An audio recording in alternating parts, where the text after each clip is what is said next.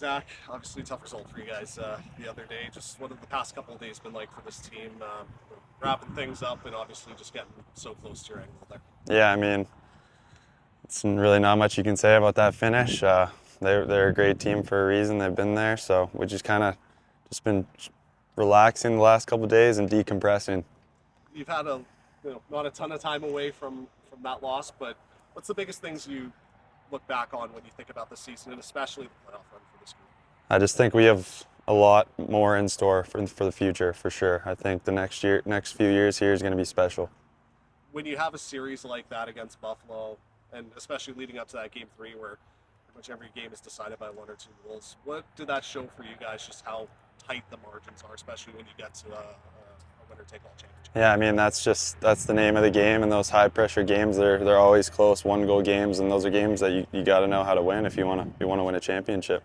What was so special about the group this year and your guys' ability to rise above, especially in the biggest moments? You look at the Halifax game two against Buffalo here at home as well. I mean, it was just a fantastic group of guys from the top down. I mean, can't say anything better. It was probably the most fun year I've ever had playing lacrosse, so couldn't be more excited for the future.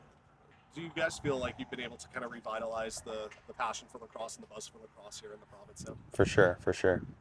So I think it's proved this year that how hard it is to win, isn't it? Oh, Because all those 1 goal games and stuff, the things that you had learned, but it ain't easy.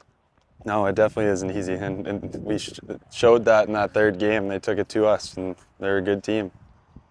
What did you learn about yourself this year? There's something you got to take away from your performance. Honestly, I think there's a lot of room for improvement for the future. What's that improvement? When you Just look at your game as a whole, what are things that you look to improve this summer?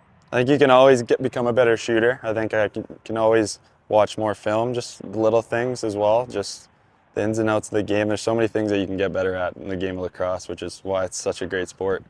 What's the most encouraging part about the group you've got, the guys in the room, and just the organization going forward? Just the culture that we've built the last couple years, and I think we'll probably have the same group back next year, and we'll be ready to go, dialed in. It's some of the best bonding moments might come in the hardest scenarios in a professional career.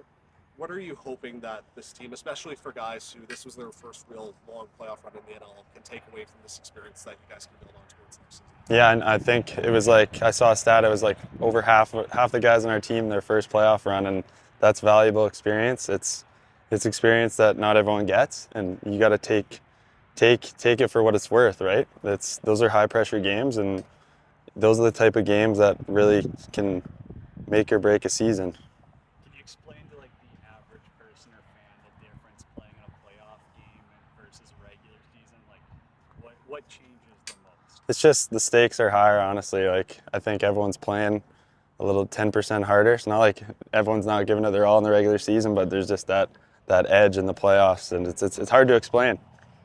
What was it like seeing the fan base come back? Obviously, there's a lot of ups and downs this year, but final game of the year, there's 8,500 people here. That's got to be pretty cool. Yeah, I think it's great. I think it's a sign of what's to come in the future. Hopefully, we can get that barn packing next year.